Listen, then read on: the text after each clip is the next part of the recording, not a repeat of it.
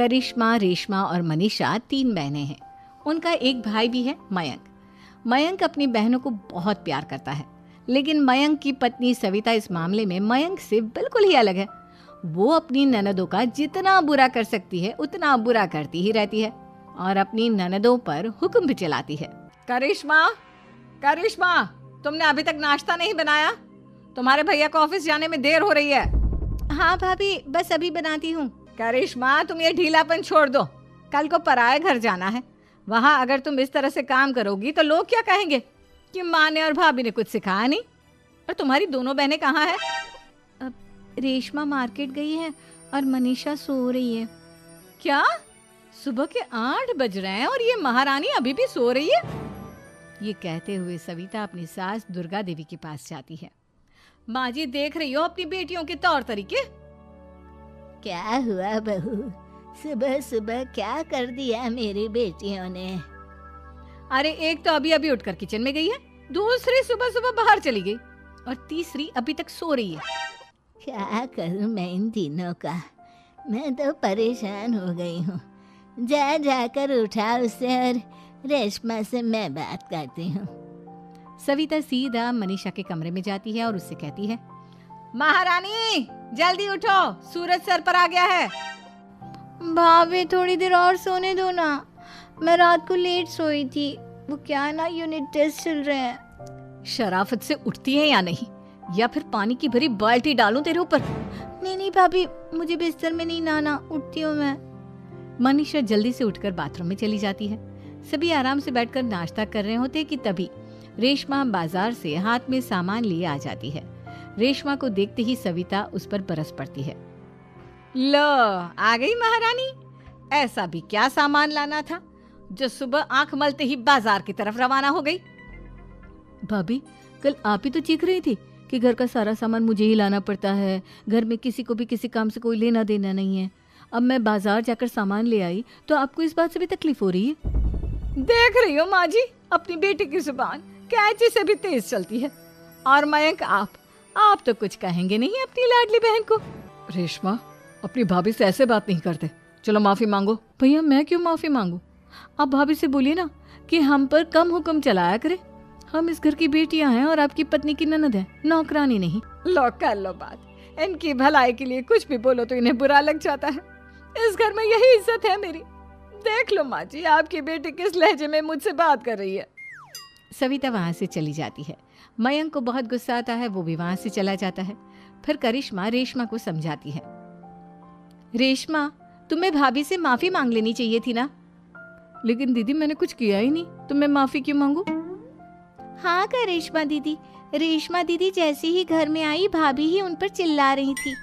हाँ, मैं मानती हूँ कि गलती भाभी की थी। मैं तो इसलिए बोल रही हूँ कि भाभी ने माँ को तो पूरी तरह अपने वश में कर लिया है। वो हमारी बात सुनती ही नहीं। मयंक भैया हमारे लिए हमेशा खड़े रहते हैं, इसलिए उनकी बात का मान तो तुम्हें रखना चाहिए था ना। कोई फायदा नहीं दीदी, कुछ दिनों की बात और है, भाभी उन्हें भी हमारे खिलाफ भड़का देंगी। फिर वो भी माँ की तरह हमारी किसी बात का विश्वास नहीं करेंगे। इसी तरह सविता अपनी तीनों ननदों को किसी न किसी बात पर परेशान करती रहती थी। एक दिन मयंक अपनी तीनों बहनों के लिए गिफ्ट लाया। क्या रेशमा, ये तुम्हारे लिए हार का सेट। रेशमा, तुम्हारे लिए सुंदर सी ड्रेस। और मनीषा, तुम्हें किताबें पसंद है ना, तुम्हारे लिए किताबें लाया हूँ। थैंक यू भैया। थैंक यू भैया। थैंक यू भैया। करिश्मा, तुम्हारा नेकलेस कितना सुंदर है, ये भैया कहाँ से ले आए होंगे? मैंने भैया को 3 दिन पहले फोन पर ये डिजाइन दिखाया था और आज भैया ये ले आए। सविता तो अपनी ननदों के गिफ्ट्स देखकर जल गई और करिश्मा का नेकलेस तो उसे भी बहुत पसंद आया था। अपनी बहनों के लिए कितना अच्छा नेकलेस लेकर आए हैं, मुझे कभी कोई गिफ्ट नहीं दिया। मैं आज ही ये हार चुरा लूंगी। रात में सविता करिश्मा का हार चुरा लेती है और इसी तरह उसे अपनी ननदों की जो भी चीज अच्छी लगती वो उसे मांगती नहीं, बल्कि रात के अंधेरे में चुरा लेती। इसी तरह दिन बीतते गए और सविता ने मयंक के दिल में भी उसकी बहनों के लिए नफरत पैदा कर दी। एक दिन मयंक ने करिश्मा और रेशमा के लिए रिश्ता देखा और ये बात उसने घर में सबको बताई। माँ, करिश्मा और रेशमा के लिए बहुत अच्छा रिश्ता आया है, वो लोग कल इन्हें देखने आ रहे हैं। आप और सविता मिलकर सारी तैयारी कर लेना। ये सुनकर करिश्मा और रेशमा खुश हो जाती हैं, लेकिन सविता सोचती है, अगर इन दोनों बहनों की शादी हो गई तो घर और बाहर का काम कौन करेगा? मनीषा तो एक नंबर की कामचोर है, उससे तो किसी बात की उम्मीद लगाना ही बेकार है। मुझे इस शादी को रोकना होगा। अगले दिन सभी लड़के वालों के स्वागत की तैयारी करने में लगे होते हैं। तभी मयंक अपनी बहनों से आकर कहता है, तैयार हो गई तुम दोनों? देखो दोनों लड़के बहुत अच्छे हैं, मैं कोई कसर नहीं छोड़ना चाहता, इसलिए तुम उनके सामने अच्छे से बिहेव करना और अपनी भाभी से लड़ने मत लग जाना। करिश्मा, तुम वो नेकलेस पहन लो ना जो मैं तुम्हारे लिए लाया था। भैया मैं बहुत देर से वो नेकलेस ढूंढ रही हूँ, लेकिन मुझे मिल ही नहीं रहा। क्या तुमने नेकलेस खो दिया? तुम्हें पता भी है वो कितना महंगा था? तुम कोई काम ढंग से नहीं कर सकती। मयंक गुस्से में वहां से चला जाता है। थोड़ी देर बाद लड़के वाले भी आ जाते हैं। वो दोनों बहनों को पसंद कर लेते हैं और रिश्ता पक्का हो जाता है।